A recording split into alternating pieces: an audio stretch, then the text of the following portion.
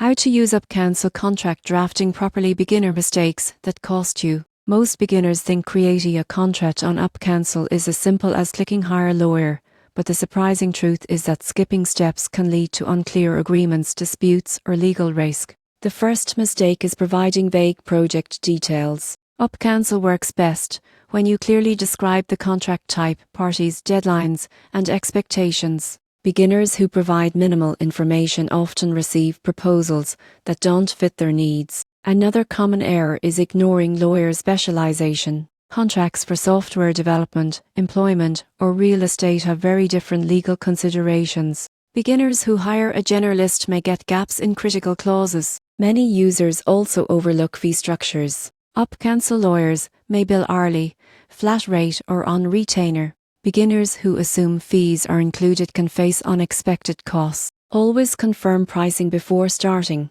Failing to review drafts carefully is another pitfall.